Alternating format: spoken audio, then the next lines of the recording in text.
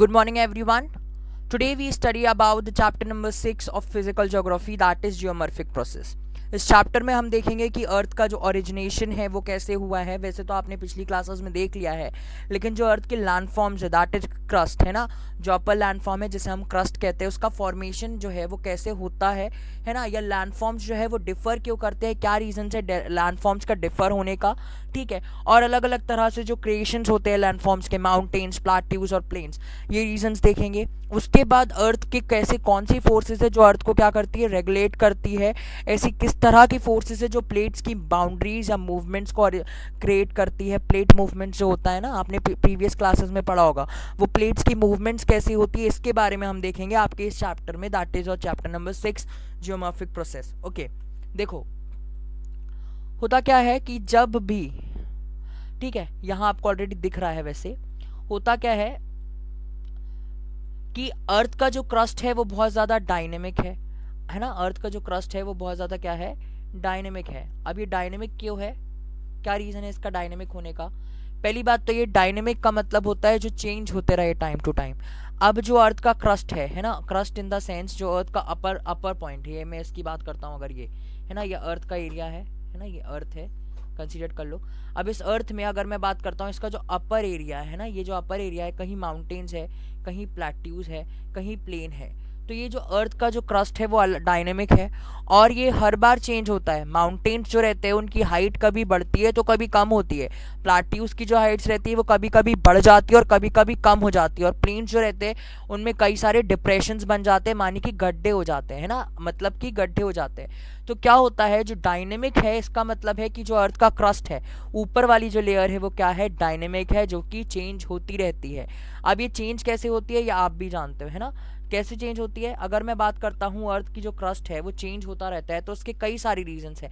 आपने पिछली क्लासेस में पढ़ा होगा कि प्लेट मूवमेंट्स, है ना, प्लेट्स की बहुत सारी मूवमेंट्स होती है ना। कॉन्टिनेंट और ओशनिक प्लेट्स में डिवाइड रहता है। या तो प्लेट कन्वर्जेंट होगी, है ना, या तो प्लेट्स कन्वर्जेंट होगी, या तो प्लेट्स क्या होगी, ट्रांसफॉर्म्ड होगी, या तो प्लेट्स क्या होती है, डाइवर्जेंट होती है, ठीक है। या तो प्लेट्स कन्वर्जेंट होगी, या तो ट्रांसफॉर्म्ड, या तो डाइवर्जेंट, या है ना। तो ये तीन तरह की प्लेट्स होती है, जिसके कारण क्या होता है, क्रस्ट में जिसके कारण क्रस्ट में अलग अलग लैंडफॉर्म्स का क्रिएशन होता है ना, अलग अलग लैंडफॉर्म्स का क्रिएशन होता है, जैसे कि माउंटेन्स, है ना, या अगर मैं बात करूँ आपके प्लाट्यूज के, तो इन सब अलग अलग लैंडफॉर्म्स के क्रिएशन होते हैं, ठीक है। अब जो अर्थ का क्रस्ट है वो वर्टिकली और हॉरिजॉन्टली मूव करता है, ये हम भी जानते हैं, है ना। अर्थ का जो क्रस्ट है वो वर्टिकली मतलब कि ऐसे, मतलब ट्रांसफॉर्म वे में, और क्या, हॉरिजॉन्टली मतलब कि इस तरह से क्या करता है, मूव करता है ना। क्यों मूव करता है, उसके रीजंस क्या है ये हम देखेंगे। क्रस्ट डायनेमिक है, उसके क्या रीजंस है, क्योंकि जो क्रस्ट है उसकी जो प्लेट्स है वो मूव करती है, हमने यहाँ तक देखा। लेकिन अब जो क्रस्ट है वो मूव क्यों करता है, किसके कारण, क्यों मूव करता है, हॉरिजॉन्ट। अब जो क्रस्ट है वो जो प्लेट्स है उनके कारण मूव करता है। पर ये जो प्लेट्स है वो मूव क्यों करती है बेटा, प्लेट्स का यहाँ मतलब खाने वाली प्लेट नहीं है जिसके ऊपर आप खाना रख के खाते हो, है ना। यहाँ प्लेट्स का मतलब है जो अर्थ है ना, अगर मैं बात करूँ पूरे के पूरे वर्ल्ड को कई सारी प्लेट्स में डिवाइड कर दिया गया है, ओशनिक प्लेट, कॉन्टिनेंटल प्लेट। तो ये जो प्लेट्स है ना, ये अलग अलग तरह की प्लेट्स है ना। जैसे ओशनिक और कॉन्टिनेंटल प्लेट टकराएगी तो ट्रेंच बनता है। ओशनिक और कॉन्टिनेंट, अगर ओशनिक और ओशनिक प्लेट टकराएगी तो कुछ फॉर्म नहीं होता, नॉर्मली ओशन ही फॉर्म होता है। अगर हाँ कॉन्टिनेंट और कॉन्टिनेंटल प्लेट्स टकराती है तो या तो माउंटेन फॉर्म होता है या तो ट्रेंच बनता है। तो ये आप लोगों ने पिछली क्लासेस में पढ़ा है, तो इसलिए इसको और ज़्यादा डिटेल में मैं नहीं बताऊंगा, है ना। मतलब कि बताने के लिए बता दूं, बट आपका मेजरली कंसर्न ये होना चाहिए कि अब क्या, अर्थ क्रस्ट जो है वो डायनेमिक है, हमने ये देख लिया है। अब डायनेमिक क्यों है ये हमें पता है, क्योंकि प्लेट के मूवमेंट्स होते हैं। लेकिन प्लेट के मूवमेंट्स क्यों होते हैं हमें ये देखना है ना। अब ये हम देखेंगे आगे, पहले एक बात करते हैं कि जो अर्थ जो है, अर्थ की जो मूवमेंट्स है, जब अर्थ ओरिजिनेट हुआ था पेनगे और पंथलासा के फॉर्म में था, जब अर्थ, है ना, पेनगे और पंथलासा, सुपर कॉन्टिनेंट और सुपर ओशन, जब ऐसा इस तरह का कुछ फॉर्मेशन था, ये है ना, दिस इज और पेनगेया और दिस इज और पंथलासा, है ना। तो इस तरह का कुछ फॉर्मेशन हुआ था। तो क्या हुआ था, अर्थ के जो एरियाज थे वो धीरे धीरे धीरे क्या स्प्रेड होने लगे थे। बाद में क्या हुआ था, इंडिया का ओरिजिनेशन हुआ था, है ना। इंडिया का ओरिजिनेशन हुआ था कि नहीं, है ना, बाद में इंडिया का ओरिजिनेशन हुआ था। तो अर्थ का जो है, अर्थ को हम क्या कर सकते हैं, अर्थ में कई सारी क्या है, प्लेट्स है, और अर्थ जो है वो मूव करती रहती है। पहले के टाइम पे मतलब कि 2 लाख 300 लाख साल पहले, मतलब जब ह्यूमन बीइंग एग्जिस्ट नहीं हुए थे, जब अर्थ जो थी वो हॉटर स्टेट में थी, हॉट है ना, मैग्नेटिक स्टेट में थी, तब अर्थ की जो लेयर्स थी वो क्या करती थी, बहुत ज़्यादा फास्टर मूव करती थी, बहुत तेज़ मूव करती थी कंपैरेटिवली टू प्रेजेंट। आज जो अर्थ की प्लेट्स मूव करती है वो बहुत फास्ट मूव नहीं करती पहले के मुकाबले, मूव तो वो करती है बट स्लोली, जिससे हमें समझ में ना आए। ठीक है, ठीक है, इतना आपको मेरे हिसाब से क्लियर हुआ होगा, है ना। अब हम आते हैं आपके नेक्स्ट पॉइंट में कि क्या होता है हमेशा। ठीक है, अब हम आते हैं आपके नेक्स्ट पॉइंट में कि होता क्या है कि अर्थ, मतलब कि अर्थ का क्रस्ट मूव हो रहा है, मूव क्यों हो रहा है, just because of what, plate. Plate जो है मूव हो रही है, जिसके कारण क्या हो रहा है, मूवमेंट या तो तेज हो रहे हैं या तो फास्ट हो रहे हैं। फास्ट मूवमेंट्स कब होते थे, हिस्टोरिकल, जब अर्थ इनिशियल स्टेजेस में थी, जब प्राइमर स्टेजेस में थी। लेकिन आज के टाइम पे अर्थ के जो प्लेट्स के मूवमेंट है वो बहुत स्लो हो गए, या क्रस्ट के मूवमेंट जो है वो बहुत स्लो हो गए हैं। ये लास्ट पॉइंट जो है which is as comparatively to, which is equal to your first point, कि जो अर्थ का जो है वो कंटिन्यूसली चेंज होती रहती है, अर्थ का क्रस्ट जो है वो हमेशा बदलते रहता है। ये मैंने इनिशियली बताया था कि माउंटेन्स का जो अपर एरिया है वो या तो बढ़ता है या तो घटता है ना, ग्रेडियंट्स के कारण, या तो प्लेट्यू जो है वो या तो बढ़ता है या घटता है, या तो जो प्लेन्स रहते हैं उसमें कई बार क्या आ जाते हैं, डिप्रेशंस आ जाते हैं। डिप्रेशन मतलब कि गड्ढे, ठीक है, ये जो आपको मैं बता रहा हूँ ये, या डिप्रेशन आ जाते हैं। तो ये सब बातों को हमें याद रखना होगा। ठीक है, अब आते हैं हम पॉइंट नंबर 5 में कि जो क्या है, कुछ ऐसी पावर्स है जो अर्थ को क्या करती है, रेगुलेट करती है। मैं बोल रहा था ना कि जो प्लेट्स है आपके किस कारण मूव करती है, अब हम वो देखेंगे। कुछ ऐसी पावर्स है जो अर्थ को क्या करती है, अर्थ की प्लेट्स को या अर्थ के क्रस्ट को रेगुलेट करती है। ये रेगुलेशन क्या होता है, इन अर्थ के क्या करती है, रेगुलेट करती है। इसी पावर को 2 पार्ट्स में डिवाइड किया जाता है, जिसे हम कहते हैं इंटरनल पावर और एक्सटर्नल पावर। इंटरनल पावर जो है वो अर्थ के इनर एरिया से आती है। ठीक है, इनर एरिया, ये आपको समझ लो ये सेंटर है और इसके इनर एरिया से जाती है। और जो एक्सटर्नल पावर्स रहती है वो क्या रहती है, अर्थ के बाहर से आती है। ठीक है, ये अर्थ के बाहर से आएगी, वॉट एवर द सोर्सेज, है ना।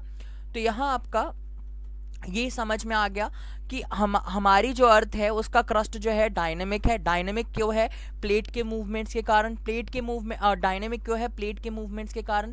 प्लेट के मूवमेंट हिस्टोरिकली जो है, मतलब कि अर्थ जब इनिशियल स्टेजेस में थी बहुत फास्ट होते थे, धीरे धीरे क्या हो गए, आज के टाइम पे प्लेट्स के मूवमेंट्स कम हो गए हैं या धीरे धीरे स्लोली हो रहे हैं। अर्थ का जो क्रस्ट है वो हमेशा कंटिन्यूसली चेंज होते रहता है।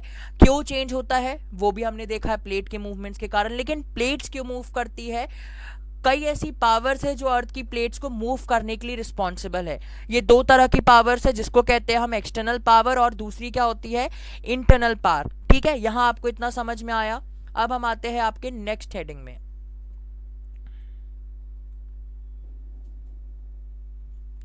हाँ, आपकी नेक्स्ट हेडिंग है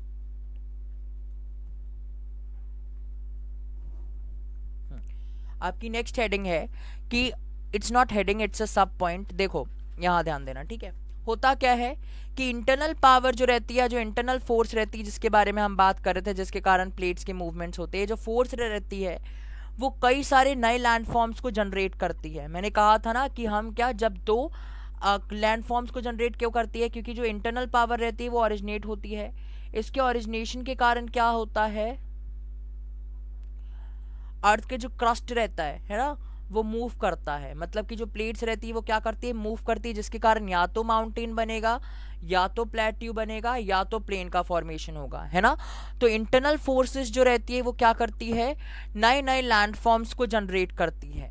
एक्सटर्नल फोर्सेस क्या होती है, एग्जिस्टिंग लैंडफॉर्म्स को क्या करती है, बदलने की कोशिश करती है। अगर मैं बात करता हूँ सिंपली इस तरह से, है ना, अगर मैं बात करता हूँ एक स्पेसिफिक इसकी, कि समझ लो एक स्पेसिफिक एरिया में माउंटेन है, उसके जस्ट बाजू में क्या है, उसके जस्ट बाजू में बहुत बड़ा डिप्रेशन है यार, है ना। ये जो रेड रेड में बना रहा हूँ ये डिप्रेशन है, और फिर उसके बाद प्लेट्यू है। तो ये जो माउंटेन एरियाज होगा ना, ये माउंटेन एरियाज में इन विंड, एयर है, विंड, वाटर और सनलाइट के थ्रू से और करंट फ्लोज के थ्रू से, है ना, क्या होगा, जो ग्रेडियंट्स होंगे यहाँ से निकल कर यहाँ क्या हो जाएंगे, डिप्रेशन में भर जाएंगे। तो जो एक्सटर्नल फोर्सेस रहती है वो क्या करती है, लैंडफॉर्म्स जो रहते हैं, एग्जिस्टिंग लैंडफॉर्म्स, उसमें बदलाव करने की कोशिश करती है। एक्सटर्नल फोर्सेस जो रहती है वो एग्जिस्टिंग लैंडफॉर्म्स को बदलने की कोशिश करती है। जैसा कि मैंने पिछली स्लाइड में बताया कि प्लेट मूवमेंट्स के लिए कई सारे रीजंस रिस्पॉन्सिबल है, उसमें से एक है क्या, इंटरनल फोर्स। इंटरनल फोर्स के कारण क्या होता है, प्लेट का मूवमेंट्स होता है। लेकिन जब मूवमेंट्स होते हैं तो कई सारे लैंडफॉर्म्स क्रिएट होते हैं।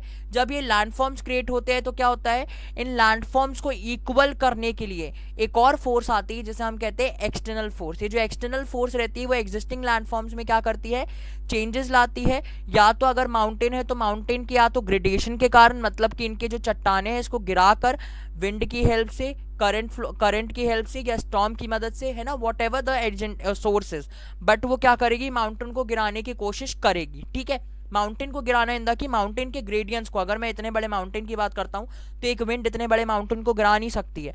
तो विंड या स्टॉर्म जो भी होगा उसके जो ग्रेडियंट्स, उनके ग्रेडियंट्स जो है वो स्टोन्स, है ना, कंसिडर कर लो माउंटेन्स में स्टोन वगैरह है, तो ये जो ग्रेडियंट्स होंगे वो स्लोप की मदद से नीचे क्या होते जाएंगे, गिरते जाएंगे। ठीक है, तो यहाँ आपका एक तरह से अगर देखा जाए तो क्या हो रहा है, माउंट विंड की हेल्प से या अलग एजेंट्स की हेल्प से, वाटर की हेल्प से क्या होगा, ये जो ग्रेडियंट्स है, माउंटेन्स की हाइट है वो क्या हो जाएगी, कम हो जाएगी, है ना। तो एक्सटर्नल फोर्सेस वो फोर्सेस होती है जो क्या करती है, एग्जिस्टिंग लैंडफॉर्म्स में चेंजेस लाती है। बेटा एक बात याद रखिएगा आप लोग कि होता क्या है, अर्थ की जो लैंडफॉर्म्स हैं उनको दो फोर्सेस रेगुलेट करते हैं। सिंपल लैंग्वेज में अगर मैं बोलूँ तो अर्थ के लैंडफॉर्म्स को दो फोर्सेस रेगुलेट करती है।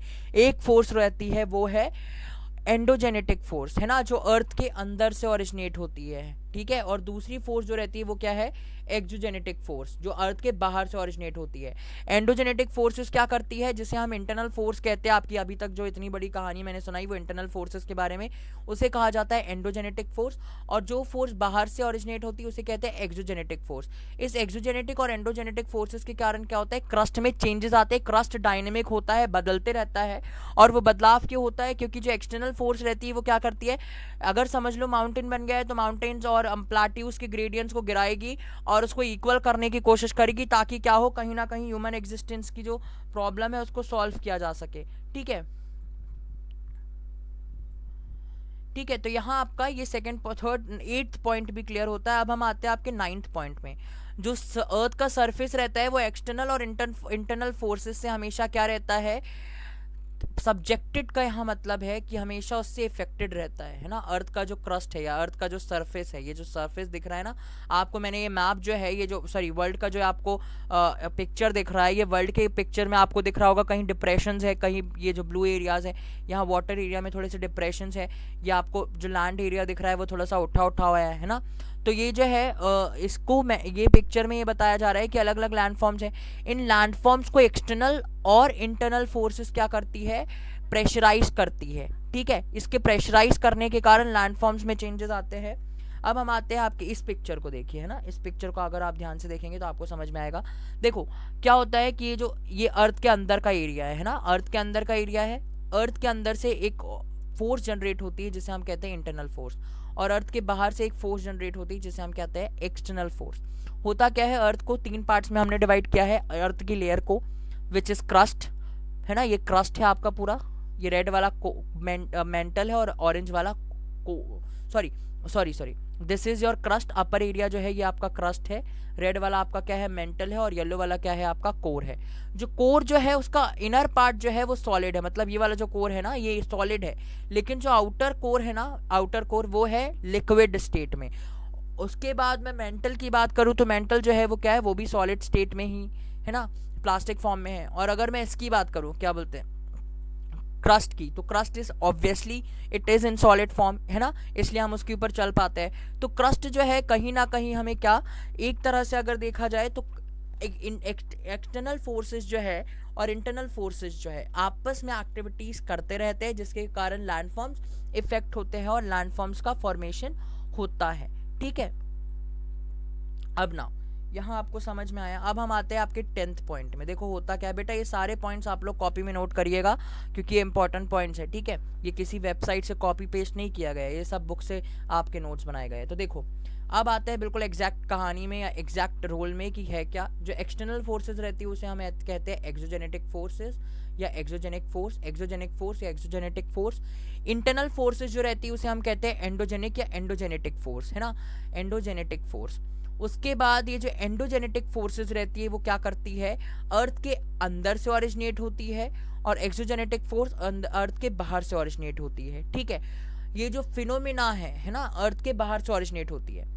अब ये जो एक्सोजेनेटिक फोर्स है उसके हम काम के बारे में पढ़ेंगे। एंडोजेनेटिक फोर्सेस के बारे में आपने पिछली क्लासेस में पढ़ा होगा, वोल्केनोस क्या होते हैं, वोल्केनो इरप्शन क्या होता है ना, या अगर मैं बात करूँ डियास्ट्रोफिज्म क्या होता है, ये सब आपने पिछली क्लासेस में पढ़ा होगा। हम इस क्लासेस में पढ़ेंगे कि एक्सोजेनेटिक फोर्सेस का क्या काम होता है। एंडोजेनेटिक फोर्सेस लैंडफॉर्म्स बना तो देती है पर उस लैंडफॉर्म्स को मेंटेन कौन करता है, ये हम पढ़ेंगे आपके इस चैप्टर में, which is your geomorphic process, ठीक है। तो होता क्या है कि एक फिनोमेना मतलब कि एक तरह की एक्टिविटी जिसके कारण क्या होता है, अर्थ की जो रिलीफ है ना, अर्थ की जो रिलीफ है मतलब कि जो रिलीफ फीचर्स है, मतलब माउंटेन, प्लेट्यूज, प्लेन्स क्या है, उसमें वेरिएशंस आता है ना, वेरिएशंस आता है। और ये जो वेरिएशंस है वो किसके कारण आता है, ग्रेडेशन के कारण। सिंपल लैंग्वेज में अगर मैं कहूँ तो अर्थ को इक्वल, ग्रेडेशन क्या होता है, एग्जाम में ये पूछा जाएगा, है ना, एग्जाम में क्लियरली ये पूछा जाएगा कि what do you mean by gradation. तो देखो होता क्या है, अर्थ में अलग अलग लैंडफॉर्म्स हैं। अब इस अलग अलग लैंडफॉर्म्स को इक्वल करने के लिए, है ना, इस अलग अलग लैंडफॉर्म्स को एनवायरनमेंट कोशिश करता है कि इक्वल कर ले। This is your mountain, plateau and plain. इस अलग अलग लैंडफॉर्म्स को कोशिश की जाती है अर्थ की एक्टिविटीज के थ्रू कि वो क्या करे, इक्वल कर दे। तो ग्रेडेशन का मतलब है ज्योग्राफिकल टर्म में कि gradation in the sense, gradation का मीनिंग होता है कि जब हम क्या करते हैं, लेवलिंग करते हैं अर्थ सरफेस की इक्वली, है ना। मतलब कि अगर मैं बात करता हूँ कि अगर मुझे इस एरिया में क्या करना है, इस पार्टिकुलर एरिया में इस समझ लो अर्थ जो है, अर्थ की जो एक्सटर्नल फोर्स है वो इस पार्टिकुलर एरिया को क्या कर रही है, फिल करने की कोशिश कर रही है अपनी एक्टिविटीज के कारण, है ना, एयर के कारण, वाटर की हेल्प से। तो ये क्या हो गया, लेवल्ड हो गया, तो एक लैंडफॉर्म क्रिएट हो गया पूरा का पूरा, है ना। तो ग्रेडेशन का मतलब होता है जब अब क्या किया जाए, अर्थ के अलग अलग लैंडफॉर्म्स को लेवल्ड किया जाए, है ना, इक्वली क्या किया जाए, लेवल किया जाए, है ना। यहाँ इसका मतलब है LEVEL। अगर आप चाहे तो इसको नेट में भी सर्च कर सकते हैं, ग्रेडेशन की और इन्फॉर्मेशन निकाल सकते हैं कि ग्रेडेशन जो है उसका मतलब है जब अर्थ की लेयर्स को हम क्या करते हैं, इक्वल करते हैं, ठीक है। इतना समझ में आया। अब देखो ग्रेडेशन जो होता है वो दो तरह का रहता है। एक जो रहता है उसको कहते हैं हम डिग्रेडेशन, और दूसरा जो रहता है उसे कहते हैं हम अग्रेडेशन। जो डिग्रेडेशन होता है उसका मतलब है जो लैंडफॉर्म्स है उसमें से जो ग्रेडियंट्स है उसको क्या करना, निकाल देना, है ना। मतलब कि उसको एक तरह से लैंडफॉर्म्स के ग्रेडेशन को क्या कर देना, अलग कर देना, ठीक है।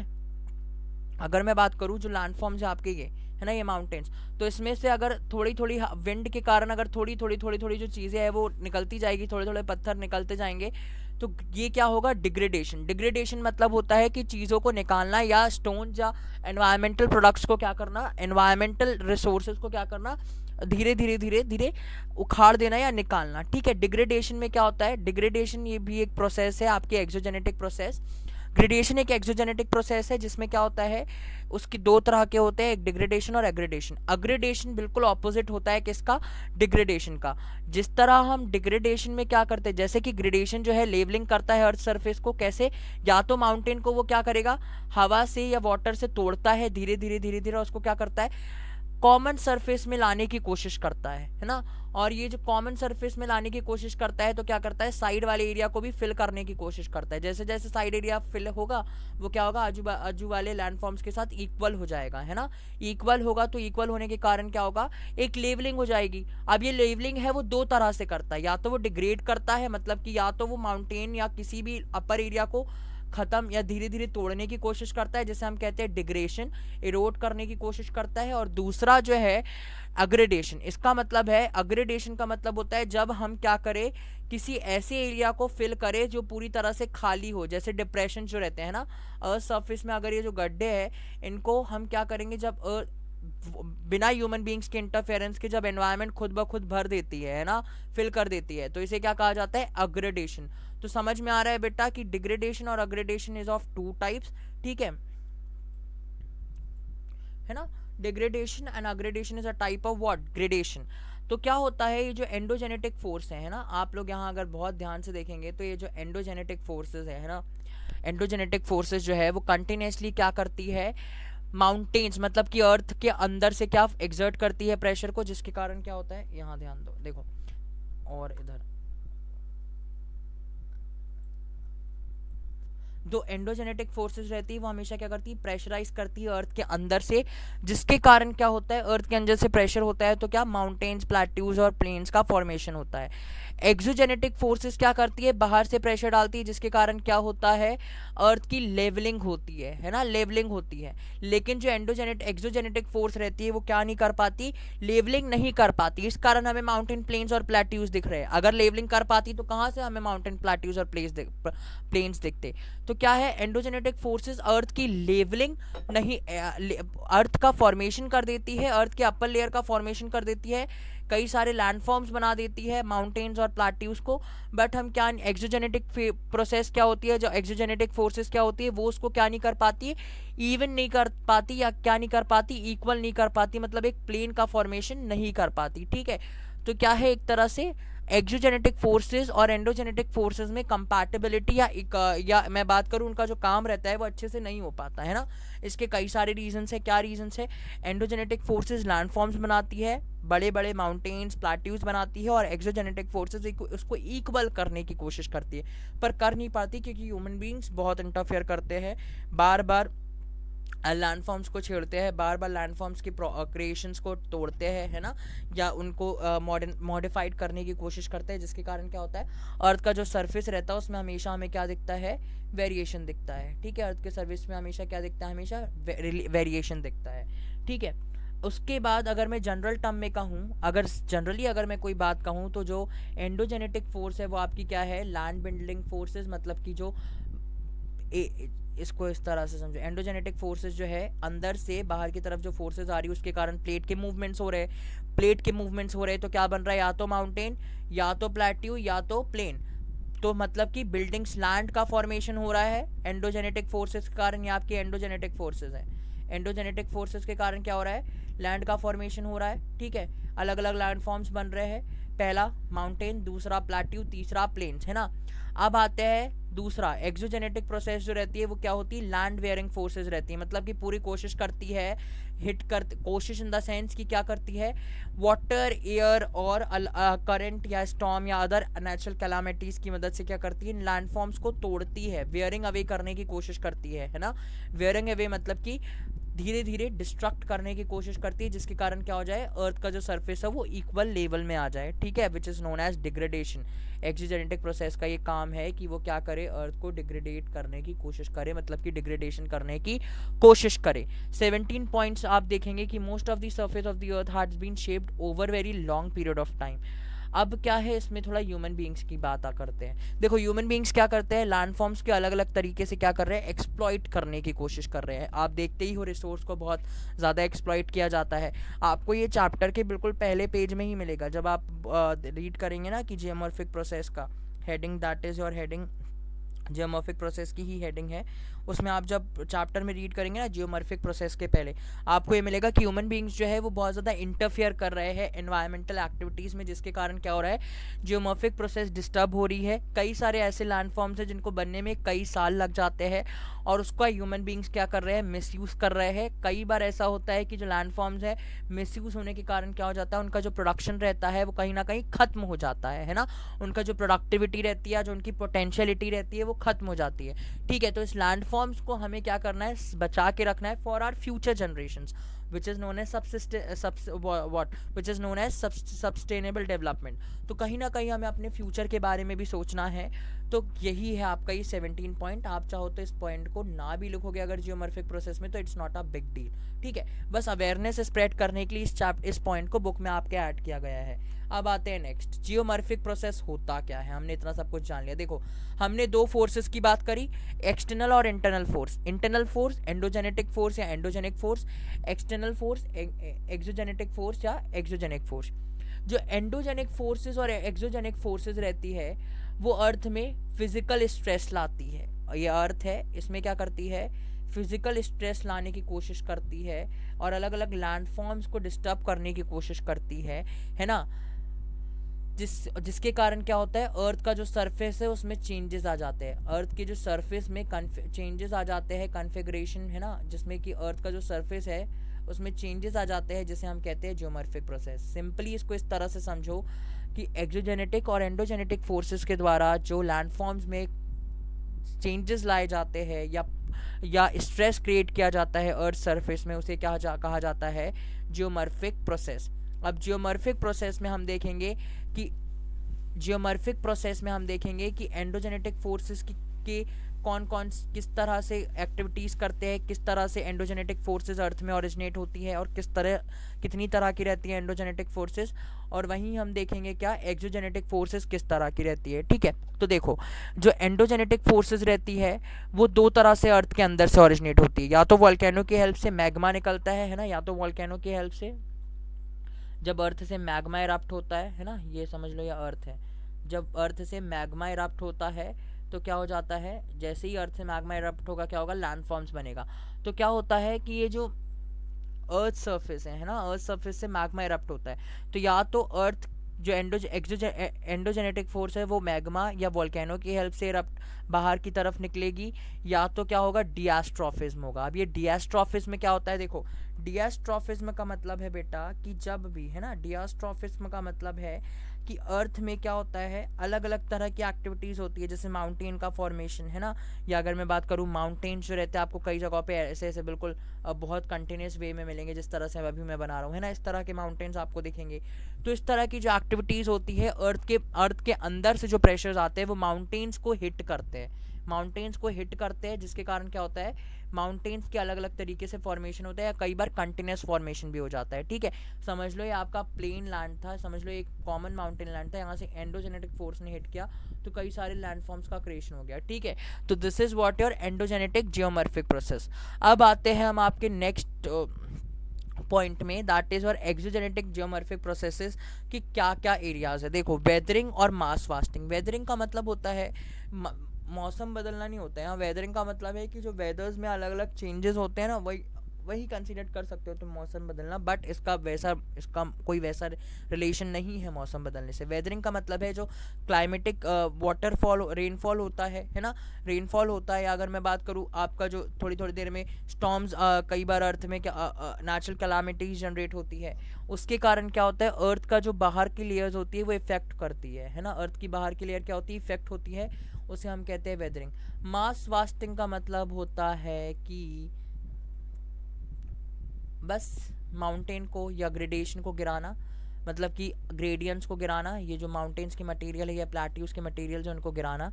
इरोजन का मतलब भी आपको पता है कि क्या करना, किसी भी अच्छी क्वालिटी को ख़त्म करने की कोशिश करना। ठीक है, डिपोजिशन का मतलब आपको पता है कि अगर हम एयर या वाटर की हेल्प से कहीं और से कोई ग्रेडियंट्स लाके एयर क्या करे, कहीं और से ग्रेडियंट लाके इस एरिया को भरे तो क्या होगा, लैंडफॉर्म्स फिल हो जाएगा। ठीक है,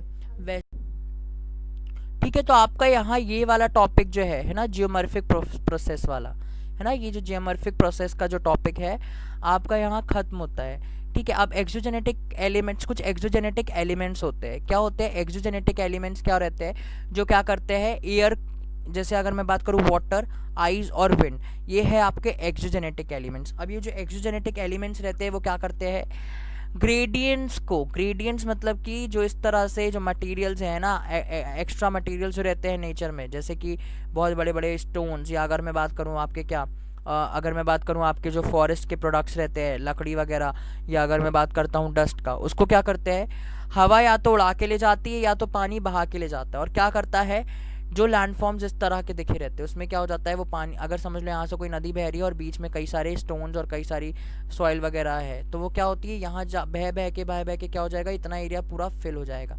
तो क्या हो जाएगा, इस तरह से इसकी फिलिंग हो जाएगी। तो क्या है, कुछ इस तरह के एजेंट्स होते हैं जो क्या करते हैं, अर्थ में क्या करते हैं, अर्थ को इक्वल करने की कोशिश करते हैं। जो एजेंट्स होते हैं इसे हम कहते हैं जियोमॉर्फिक एजेंट्स। ठीक है, एक्सोजेनेटिक जियोमॉर्फिक एजेंट। ये जो एजेंट्स रहते हैं ये एक मोबाइल मीडियम रहता है। मोबाइल मीडियम कुछ भी हो सकता है, रनिंग वाटर हो सकता है, मूविंग आइस हो सकता है, वेव्स हो सकती है, करंट्स हो सकती है। ये क्या करती है, वस्तुओं को एक जगह से दूसरी जगह मूव करते हैं, जितने भी एक्स्ट्रा मटेरियल्स या ग्रेडियंट्स रहते हैं वो क्या करते हैं, एनवायरनमेंट के अलग अलग एलिमेंट्स को एक जगह से दूसरी जगह क्या करने की कोशिश करते हैं, मूव करने की कोशिश करते हैं। ठीक है, अब हम आते हैं आपके 7th पॉइंट में और इसके बाद हम ये वाला टॉपिक खत्म करेंगे। होता क्या है कि जो remove the materials of transport then over slopes and deposit them at the lower level, क्या करता है, देखो ये जो मीडियम है ना, ये जो एजेंट है वो क्या करता है, अपर एरिया से क्या करता है, अपर एरिया से मतलब कि ये बेटा बेसिकली माउंटेन से ही रिलेटेड है, इसलिए मुझे बार बार माउंटेन बनाना पड़ रहा है। क्या करता है, अपर एरिया से स्लोप की मदद से क्या करता है, ये मीडियम एजेंट्स क्या करते हैं, हवा चलेगी तो ऊपर से नीचे की तरफ ही चलेगी, चल भी रही है तो क्या करेगी, टकरा के वापस आएगी, है ना। तो होता क्या है कि जो एजेंट्स रहते हैं वो क्या करते हैं, अपर एरिया से लोअर एरिया की तरफ मूव करते हैं और जो ग्रेडियंट्स रहते हैं उनको नीचे की तरफ लेके आते हैं और बाद में फिर लोअर लेवल में क्या कर देते हैं, डिपॉजिट कर देते हैं। वैसे मैंने पहले बता दिया है ना। अब आते हैं आपके नेक्स्ट 8 पॉइंट में। होता क्या है कि विदाउट ग्रेविटी, ग्रेविटी का मतलब क्या होता है कि जो भी वस्तु आप ऊपर से फेंकोगे वो ज़मीन में ही आके गिरेगी, है ना। क्यों गिरेगी, क्योंकि अर्थ में ग्रेविटी है ना। तो ये जो ग्रेविटी है इसके कारण क्या होता है, ग्रेडियंट्स जो है वो क्या करते हैं, ग्रेडियंट्स मतलब कि piece of small stones or piece of dust or piece of any material which is used as to fill the environment or fill the depressions। तो ये जो ग्रेडियंट्स है वो क्या होंगे, अपने आप ही क्या होंगे, नीचे आएंगे, है ना। ये जो ग्रेडियंट्स है इरोजन या किसी भी मदद से नीचे की तरफ आएंगे। ग्रेविटी के बगैर क्या नहीं हो सकता, किसी भी ग्रेडियंट का मोबालिटी नहीं हो सकती, मतलब जो ग्रेडियंट्स है वो इधर से उधर मूव नहीं कर सकते, ना ही किसी भी मटेरियल का इरोजन हो सकता है, ना ही किसी भी मटेरियल का ट्रांसपोर्टेशन हो सकता है। समझ में आ रहा है, ट्रांसपोर्टेशन हो सकता है। तो डिपोजिशन आर पॉसिबल तभी पॉसिबल होगा जब ग्रेविटेशन क्या होगी, प्रेजेंट होगी। Without gravitation no exogenetic process is possible, कुछ भी पॉसिबल नहीं है विदाउट ग्रेविटेशनल फोर्स। सो इसलिए हम ये बोल सकते हैं कि gravitational force is very important for what, exogenetic process और जियोमॉर्फिक प्रोसेस। ग्रेविटी हमेशा क्या करती है, अर्थ के सरफेस से कांटेक्ट रखती है, जिसके कारण क्या होता है, अर्थ के सरफेस में ऊपर से जो भी मटेरियल नीचे की तरफ आता है वो क्या हो जाता है, अर्थ में कनेक्ट हो जाता है, या एक तरह से देखा जाए तो क्या हो जाता है, भर जाता है। ठीक है, इतना समझ में आया। यहाँ आपका ये वाला टॉपिक खत्म होता है। देखो आपका ये डिफरेंस अगर आप चाहो तो लिख सकते हो एक्सोजेनेटिक और एंडोजेनेटिक फोर्सेस के बीच में, कि एंडोजेनेटिक फोर्सेस जो रहती है वो अर्थ के अंदर से ओरिजिनेट होती है, ये बाहर से ओरिजिनेट होती है। ये कंस्ट्रक्टिव फोर्स है क्योंकि ये जाहिर सी बात है क्या करती है, एंडोजेनेटिक फोर्सेस प्लेट्स के मूवमेंट्स के कारण क्या करती है, लैंडफॉर्म्स का क्रिएशन करती है। डिस्ट्रक्टिव फोर्स है क्या करती है, जो अपर एरियाज या माउंटेन्स रहते हैं उनको तोड़ने की कोशिश करती है। एग्जाम्पल्स में क्या लिखोगे एंडोजेनेटिक फोर्स में, अर्थक्वेक का मूवमेंट क्यों होता है, जब दो प्लेट्स आपस में टकराती है तब अर्थक्वेक का मूवमेंट होता है। अब ये प्लेट क्यों टकराती है, क्योंकि अर्थ के अंदर से फोर्स जनरेट हो रही है, जिसके कारण प्लेट्स में क्या होता है, मूवमेंट्स होता है, जिसके कारण क्या होता है, अर्थक्वेक होता है। Volcanic eruption is also another best example. तो आप ये बता सकते हो, इसका एग्जाम्पल क्या रखोगे, विंड, ग्लेशियर्स, इन सब के कारण क्या होता है, जो माउंटेन्स या जो प्लेट्यूज है, चलो आप प्लेट्यूज बनाते हैं, जो प्लेट्यू होता है वो क्या होता है, इसमें विंड या हवा पड़ती है या वाटर फ्लो होता है, जिसके कारण क्या होता है, इसके जो एरियाज रहते हैं वो बार बार वाटर पड़ने के कारण या विंड लगने के कारण इसके जो ग्रेडियंट्स रहते हैं नीचे की तरफ इकट्ठा होने लगते हैं। ठीक है, ultimately these are the agents, ये जो है ना ये एजेंट्स है एक्सोजेनेटिक फोर्स के। ठीक है, तो आप चाहो तो आप इसको लिख भी सकते हो, है ना, इसको चाहो नहीं, इसको लिखना ही है वैसे। ठीक है, तो यहाँ आपका ये वाला टॉपिक जो है ऑलमोस्ट खत्म होता है। अर्थ मूवमेंट्स आपको फिर से बता देते हैं। अर्थ में दो तरह से मूवमेंट्स होते हैं, एंडोजेनेटिक, एक्सोजेनेटिक, है ना, या एक्सोजेनिक, एंडोजेनिक।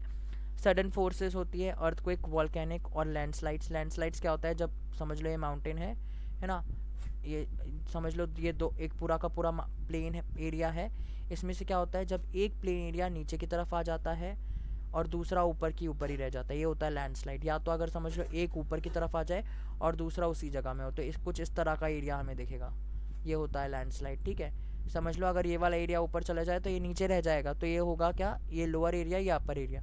लैंडस्लाइड का मतलब है जब जो दो एरियाज जो रहते हैं वो बिल्कुल कन्वर्जली क्या ऑपोजिटली, है ना, बिल्कुल ऑपोजिटली क्या होते हैं, एक तरह से कॉन्ट्रास्टिंग वे में क्या करते हैं, मूव करते हैं। डियास्ट्रॉफिक प्रोसेस, ये इसके बारे में आपको नेक्स्ट चैप्टर्स में बताया जाएगा, डियास्ट्रॉफिक प्रोसेस के बारे में।